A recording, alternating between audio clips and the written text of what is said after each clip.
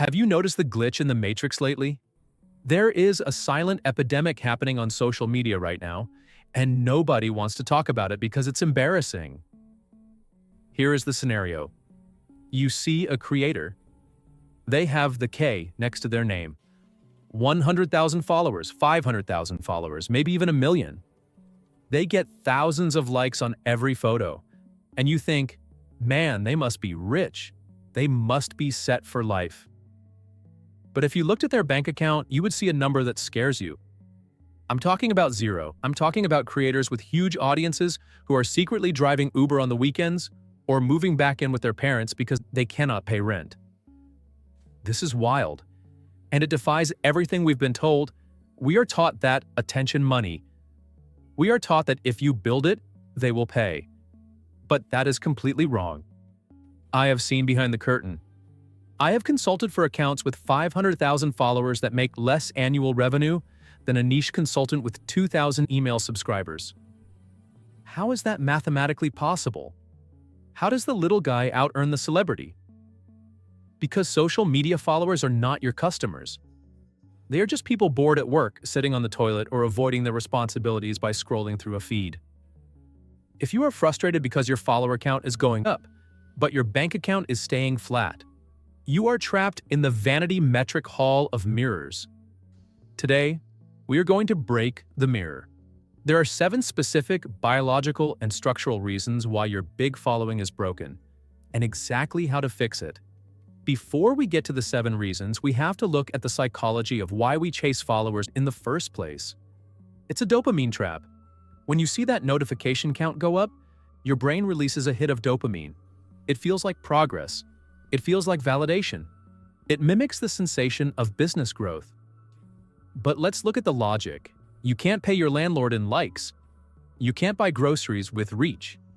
Most creators are playing a game of ego, not a game of economics. The problem is that you are conflating audience with community and community with market. These are 3 different circles. Audience, people watching you. Community, people engaging with you. Market, people waiting to buy from you. Most of you have an audience, but you have 0 market. Let's break down exactly why. The first reason you're broke is that you have attracted the wrong people. Let's introduce a hypothetical creator named Mike.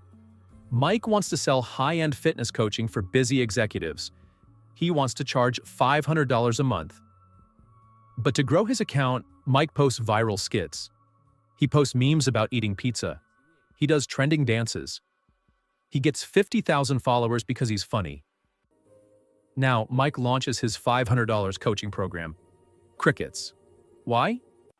Because Mike built a comedy club, but he's trying to sell accounting services. He attracted 50,000 people who like jokes, not 50,000 people who want to sweat and diet. This is the bait and switch trap. If you build an audience by entertaining them, they will leave the moment you try to educate or sell to them. You have conditioned them to expect free dopamine, not a transformation. You are popular, sure, but you are popular for the wrong reason. The fix. You need to be willing to be boring to the masses to be valuable to the buyers. I'd rather have 1,000 followers who are desperate to solve a specific problem than 100,000 followers who just think, I'm funny. Reason number 2 is terrifying, and most creators ignore it until it's too late. You have no way to reach your people. You think you do. You think, I have 10K followers, so 10K people see my stuff. Let's look at the data. The average organic reach on Instagram and Facebook has plummeted to roughly 2% to 5%.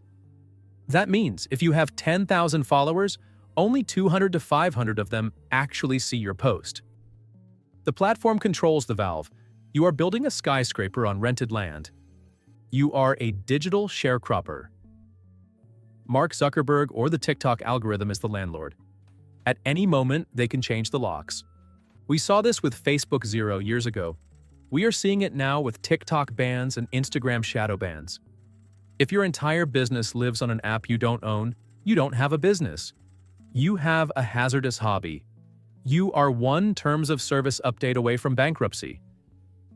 Third reason, followers do not equal trust. There is a psychological concept called the mere exposure effect. It suggests that just seeing something often makes you like it. But liking you isn't enough to open a wallet. To get someone to part with their hard-earned money, you need deep trust. Most social media content is snackable. It's 7 seconds long. It's surface level. It's passive. The viewer is in a low-stakes mindset. They are zoned out. Just because someone follows you doesn't mean they view you as an authority. They might view you as a clown, a friend, or just background noise. Trust is built through long-form value. It's built through consistency, depth, and solving small problems, so they trust you with big problems. A follower is a passive watcher. A customer is an active participant.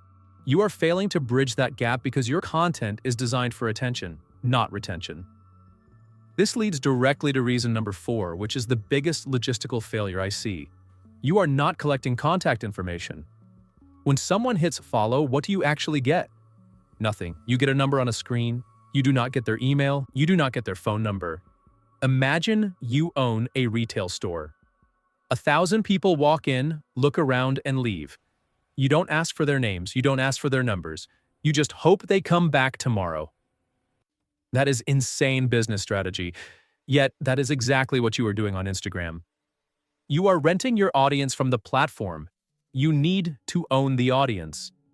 If Instagram shut down tomorrow, who could you contact? If the answer is nobody, you are in critical danger. Reason 5 is simpler, but it's tragic. There is no clear path from follower to customer. I audit accounts all the time where the creator complained about being broke. I look at their profile. I look at their last 20 posts. And guess what? Nowhere, literally nowhere, do they tell people how to work with them. They suffer from the telepathy fallacy. They assume that because they are an expert, the audience will magically know 1. That they have a product. 2. Where to find it. 3. Why they need it. Human beings need clear, explicit directions. If you treat your social media like a gallery instead of a funnel, people will admire the art and walk away. You need to stop assuming people know what to do and start telling them exactly where to go. Reason 6 is about the user's state of mind. You are attracting browsers, not buyers. Think about why you open TikTok or Instagram. Are you usually looking to spend $2,000 on a consulting package? No. You are looking to kill 10 minutes while waiting for your Uber. You are looking for entertainment. Social media is a lean-back experience. Buying is a lean-forward experience. The person liking your post at midnight is in dopamine mode. They are not in problem-solving mode. This is why viral content often converts the worst. It reaches the masses, browsers, not the niche, buyers. You need to shift your content strategy to agitate problems, not just tickle funny bones. You need to catch them when they are thinking about their pain, not just their boredom. Finally, reason number 7. Even if you fixed all the above, you would still fail because you have no sales system. Having followers without a system to convert them is like having a massive crowd outside your store cheering for you, but you lock the front door. A sales system isn't just a link in your bio, it is a machine. It is an email sequence that nurtures them. It is a sales page that handles their objections. It is a clear offer that solves a specific pain. Without this infrastructure, you are relying on luck. You are hoping someone DMs you begging to pay you. That is not a business plan. That is a fantasy. So, let's look at the math. This is the part that will change how you view your metrics forever. Scenario A, the influencer. 200,000 followers. Because of the algorithm, only 5% see their offer, 10,000 people. Because they built a funny audience, the conversion rate is terrible, 0.01%. Result, 1 sale. Scenario B, the business owner. 2,000 email subscribers. Because it is email, the delivery rate is 90% plus, 1,800 people see it. Because they subscribe specifically for help, the conversion rate is 5%. Result, 90 sales. Do you see that? The person with 1% of the audience size made 90 times more sales. That is the difference between vanity and sanity. That is the difference between an ego boost and a bank deposit. The real money isn't in the followers, it is in the relationship. It is in the owned audience. It is in the people who found you because they have a bleeding neck problem that only you can solve, not because your dance video went viral. So here is your homework. Stop looking at your follower count. Stop crying over the algorithm. Start building an email list. Start building a sales system. Start treating your social media as the beginning of the conversation, not the entire relationship. Because at the end of the day, followers do not pay your bills. Customers do. The question is, will you keep building Mark Zuckerberg's empire, or will you finally start building your own?